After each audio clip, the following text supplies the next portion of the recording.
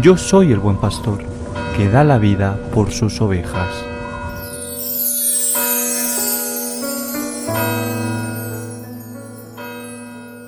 El Señor esté con vosotros. Y con tu espíritu. Lectura del Santo Evangelio según San Lucas. Gloria a ti, Señor. En aquel tiempo, miles y miles de personas se agolpaban alrededor de Jesús. El Señor empezó a hablar, dirigiéndose primero a sus discípulos. Cuidado con la levadura de los fariseos, que es la hipocresía, pues nada hay cubierto que no llegue a descubrirse, ni nada escondido que no llegue a saberse. Por eso, lo que digáis en la oscuridad será oído a plena luz, y lo que digáis al oído en las recámaras se pregonará hasta la azotea.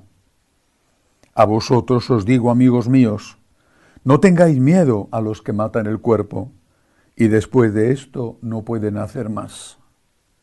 Os voy a enseñar a quién tenéis que temer.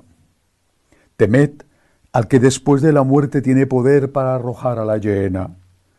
A ese tenéis que temer, os lo digo yo.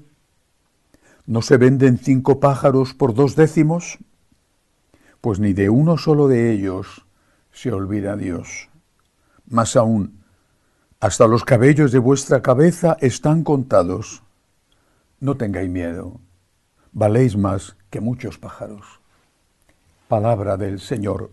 Gloria a ti, Señor Jesús. Hoy la Iglesia celebra la memoria litúrgica de San Ignacio de Antioquía, un discípulo, seguramente a través de San Policarpo, un discípulo de San Juan Evangelista, es decir, estamos hablando de los primerísimos años de la Iglesia.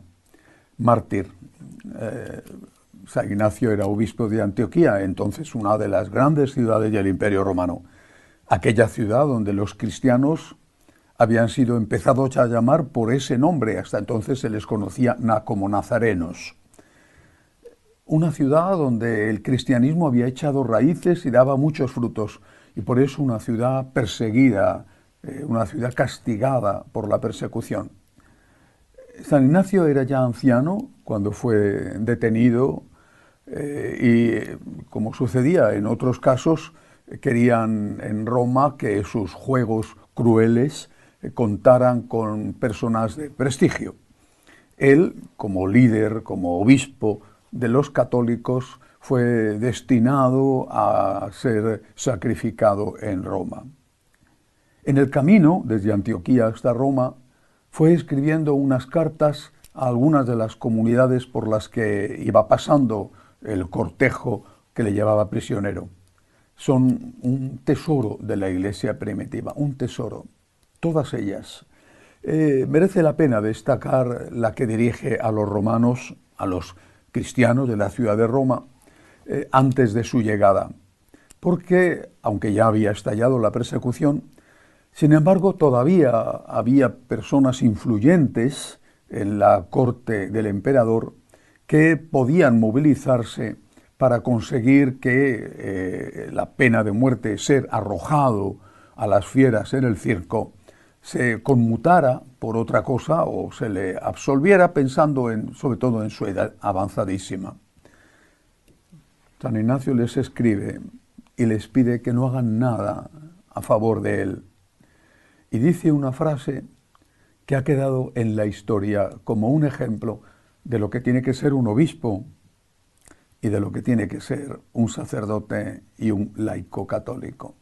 Soy trigo de Cristo, escribe San Ignacio, soy trigo de Cristo y tengo que ser molido por los dientes de las fieras. No me queráis de forma inoportuna, les dice. No hagáis nada para salvarme. Soy trigo de Cristo y tengo que ser molido por los dientes de las fieras. Eso es un cristiano, eso es un obispo. Pero eso, ¿qué tiene que ver con el Evangelio de hoy? Dice el texto de San Lucas que he leído. Os voy a enseñar a quién tenéis que temer. al que después de la muerte tiene poder para arrojar a la hiena. A ese tenéis que temer, os lo digo yo. No tengáis miedo a los que matan el cuerpo y después de esto no pueden hacer nada más. ¿No se venden 5 pájaros por 2 décimas? Pues ni de uno solo de ellos se olvida Dios. Hasta los cabellos de vuestra cabeza están contados. No tengáis miedo. ¿El Señor te promete que no vas a sufrir persecución por ser cristiano? Ese no tengáis miedo significa que por ser cristiano no vas a sufrir críticas, acoso, de una forma o de otra persecución. No promete eso. El Señor te promete que por ser cristiano no vas a enfermar, no vas a tener problemas en tu casa, no vas a tener problemas económicos, no vas a morir, no van a morir los tuyos. Porque algunos creen eso, lo creen de verdad, creen que por ser cristiano ya no van a enfermar. Y cuando enferman, entran en crisis de fe. Por ser cristiano ya no va a morir ninguna persona a la que ellos aman. Y cuando muere una persona querida, entran en crisis de fe. Parece ridículo esto que digo, pero es la realidad. He conocido a mucha gente que entra en crisis de fe cuando sufre, cuando ha tenido un problema, del tipo que sea. Pero jamás el Señor nos ha prometido eso, nunca ha dicho, seguidme y yo os haré inmortales aquí en la tierra. Seguidme y no vais a enfermar nunca. Seguidme y vais a ser multimillonarios todos. ¿Dónde ha prometido eso? El que quiera ser mi discípulo, que cargue con su cruz de cada día. Eso sí que lo ha prometido. Eso sí que lo ha dicho. Ese no tengáis miedo hace referencia a la vida eterna. Lo dice claramente. No tengáis miedo a los que pueden matar el cuerpo. Tened miedo a los que pueden matar el alma.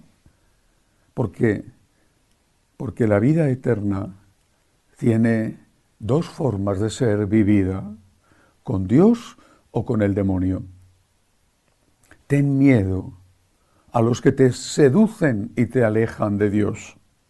Ten miedo a los que te invitan a separarte del Salvador y te conducen a la condenación eterna. San Ignacio de Antioquía sabía que si él dudaba, si él buscaba algún arreglo para salvar su vida, si permitía que otros lo buscaran, iba a dar un mal ejemplo. Estaban siendo sacrificados muchos cristianos, no solamente en Roma. Él era de Antioquía, la persecución se extendió por todo el imperio.